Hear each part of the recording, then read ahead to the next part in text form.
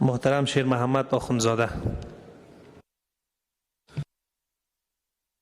بسم الله الرحمن الرحیم. جناب رئیس صاحب او د هیئت اداري او ټول وکیل صاحبانو السلام علیکم ورحمت الله وبرکاته. زه غواړم چې جناب رئیس صاحب 5 ټکو ته اشاره وکړم. اول موضوع مې د ایران د اوبو موضوع ده. اوس حکومت په دې اخته دی چې د ایران سره هم داسې یو لاسلیک وکړي لکه د ډیورن په موضوع کې.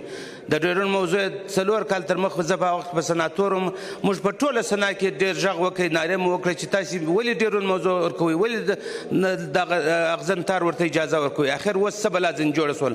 اوس حکومت بیا غواړي د ایران سره د هلمند پر اوبو معامله وکړي. دا موږ قطعا نه تاییدوو. د هلمند پر موضوع که چیرې معامله کیږي، موږ دا د هلمند خلک نه غواړي، دا د افغانستان خلک نه غواړي، دا د قرارداد هغه وخت موږ دا لاسلیک منو تر څو چې پارلمان ته دې راشي، د پارلمان کمیسیونونه دې وګوري، د پارلمان څخه دې پاس شي. تر څو وخت چې وکیلان صاحبان تایید کړي نه، موږ دا لاسلیک په صورت قطعي د وزارت لخوا نه منو او نه موږ ته قابل د قبول دی. پر زموږ د هلمند پر اوبو دې معامله څوک نه کوي. دویمه موضوع مې د وزیران موضوع ده چې وزیران یې موږ ته نه کړه معرفي، بیا به دوی خپل پر سر سره علاج حکومت وزیرانو شرف غني هر څه چې سره کوي. جناب رئیس صاحب دا زموږ دپاره ډېره دردونکې موضوع ده چې موږ نن ځو رخصتۍ ته او موږ وزیران ته د اعتماد ونه کړو. موږ به خپل قوم ته څه جواب ورکړو؟ زه په څه سترګو د هلمند خلکو ته ولاړ شم، څه ورته وایم چې ما څه شي وکړه په دا پارلمان کې؟ هېڅ مې نه دي کړي.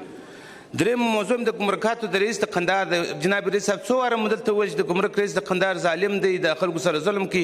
اوس هغه د مظاهرې دي، د محاصره کړی دی، کابل ته دی نشي راتلی.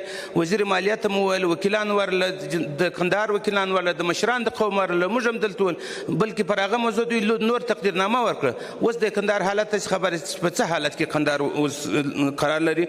درېیمه موضوع د امنیت ملي ده. د امنیت ملي کې داسې خلک اوس مقرر شوي دي او دا اوس معاونین یې مقرر شوي چې دا اوس خپل زامن په هلمند کې د والي معاونین کوي، په نورو ولایتو کې معاونین مقرروي، بلکې دی د امنیت ملي معاونین مقرر کړي. د والي معاونین خو باید نه مقرر، د والي معاون څنګه د امنیت ملي معاون مقرروي؟ دا په کوم قانون کې دته اجازه شته چې د امنیت ملي معاون دي د والي معاون مقرروي؟ نو خدای باید امنیت ملي معاون مقرر کړي. دا خودسرانه اعمال باید د امنیت ملي خپل ځان پاک وساتي او د دې موضوعات څخه ځان لرې وساتي. بله موضوع مې دا د جناب رئیس صاحب چې زموږ پارلمان کې چې هر څونه وکیل صاحبان دي، محترمین وکیل صاحبان ټول د وزیر صاحبان په نه راتګ خواشینه یو. بیا درته وایو چې موږ وزیران رانله، باید دولت ته نن په خپل جنبندي کې صحیح اخطار ورکړي چې موږ وکیلان په دې موضوع کې ناراضه یو، ډېر ناراضه یو او تاسې باید په دې کې غور وکړئ. موږ خپل ملت ته هېڅ نسو ویلی. تشکر. سلام علیکم ورحمت الله وبرکاته.